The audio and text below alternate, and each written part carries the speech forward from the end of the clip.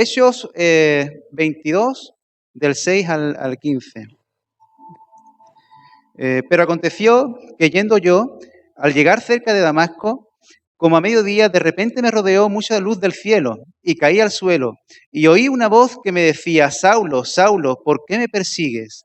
Yo entonces respondí: ¿Quién eres, Señor? Y me dijo: Yo soy Jesús de Nazaret, a quien tú persigues. Y los que estaban conmigo vieron a la verdad la luz y se espantaron, pero no entendieron la voz del que hablaba conmigo. Y dije: ¿Qué haré, Señor? Y el Señor me dijo: levántate y ve a Damasco. Allí se te dirá todo lo que está ordenado que hagas. Y como yo no veía a causa de la gloria de la luz, llevado pues de la mano por los que estaban conmigo, se me ha pegado la hoja. Entonces uno llamado Ananías, varón piadoso, según la ley, que tenía buen testimonio de todos los judíos que allí moraban, vino a mí y acercándose me dijo: hermano Saulo, recibe la vista. Y yo en aquella misma hora recobré la vista y lo miré. Hasta aquí la lectura de la palabra. Y voy a comenzar a leer el bosquejo.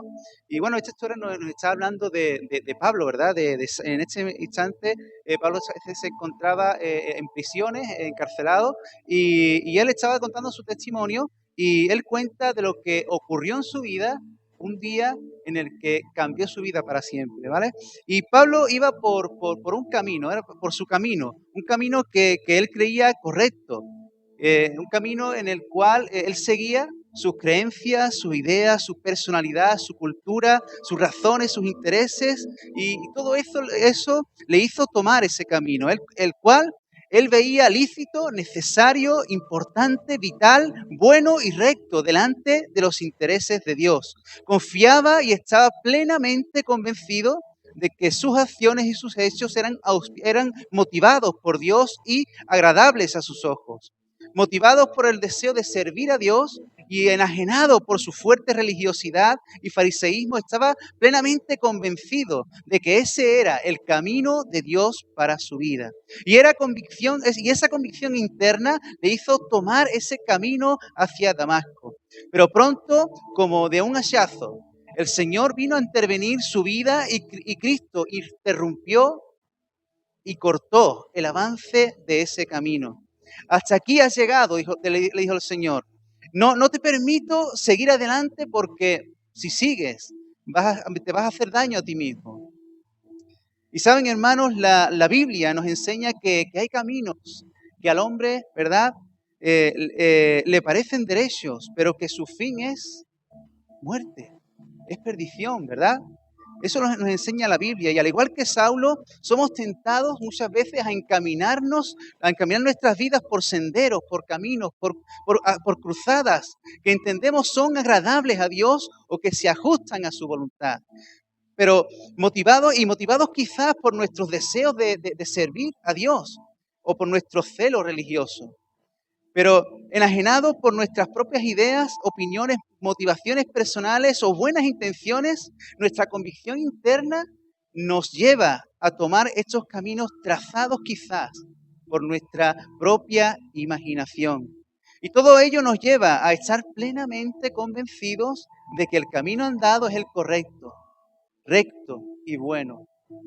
Y esto nos puede pasar a todos muy, muy fácilmente. Uno puede estar convencido de algo, tanto para bien como para mal. Podemos estar convencidos de estar haciendo algo bien y, sin embargo, estar equivocados, ¿verdad? ¿Es así? ¿Es así o no?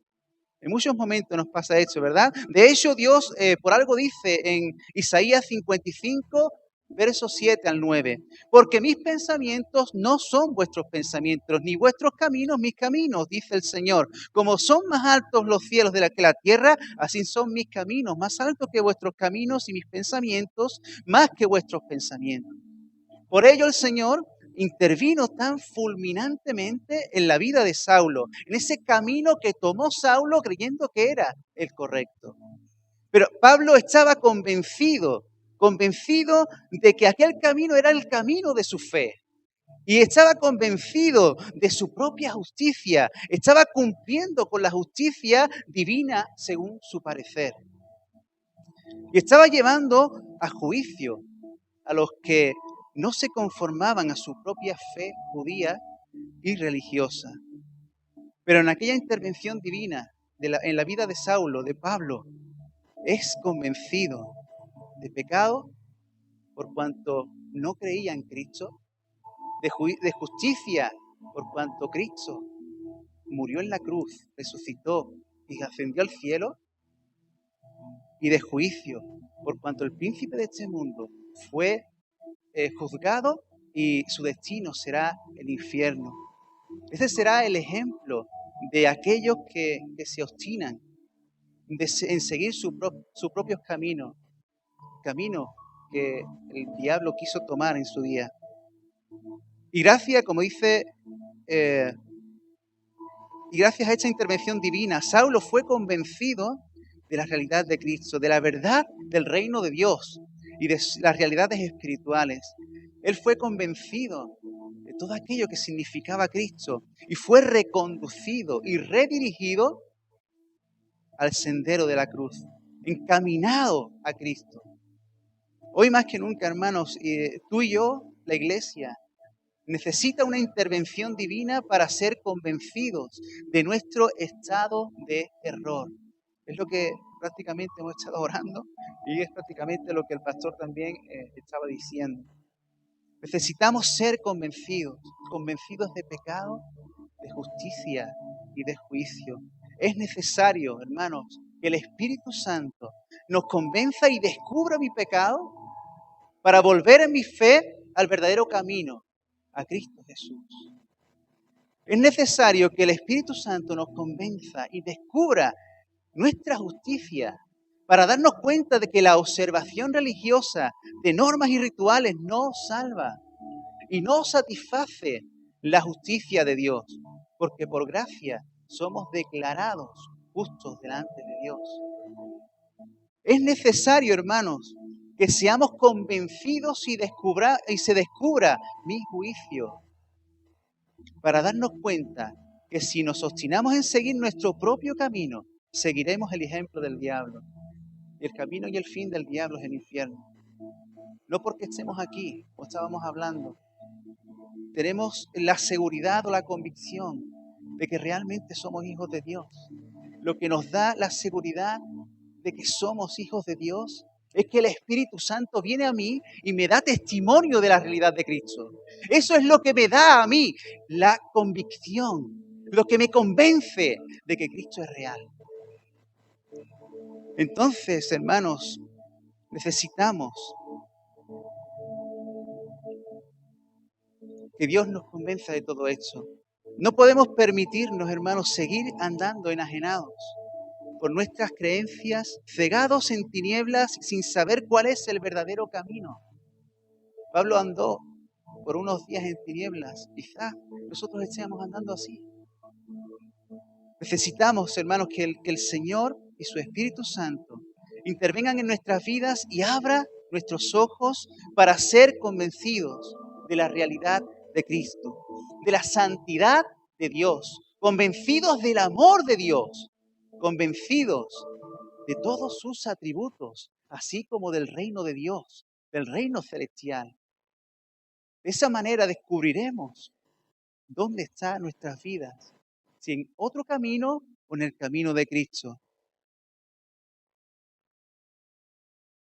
Entonces, Señor, hermanos, y solo entonces, cuando seamos convencidos por el Espíritu Santo, caminaremos por el camino nuevo y vivo que se nos abrió delante de nuestra mediante el Evangelio de la paz de Cristo.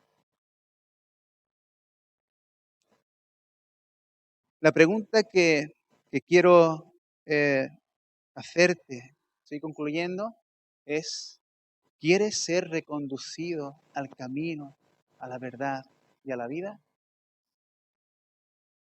Pues en Isaías 8:20 nos dice el profeta: a la ley y al testimonio. Si no dijeren conforme a esto, no les habrá amanecido. Si tu vida no se ajusta a la ley y al testimonio de Dios, no te ha amanecido todavía. Cristo no está en ti. A la ley y al testimonio es lo que tenemos nosotros que echar cuenta. A la ley y el testimonio. Ese es nuestro indicador de dónde está nuestra vida. Si nuestras vidas no se ajustan a eso, es que no nos ha amanecido Cristo todavía. A la ley y al testimonio, hermanos. Recobremos la vista, recuperemos la visión de Cristo y convenzámonos de ella y redirigamos nuestras vidas al sendero de la cruz. Porque en ningún momento es tarde para volver al camino. En todo momento la puerta está accesible para que tú vuelvas a Cristo, para que yo vuelva a Cristo, para dejar de andar en mis propios caminos y seguir los caminos de Dios. Dios te bendiga, hermano.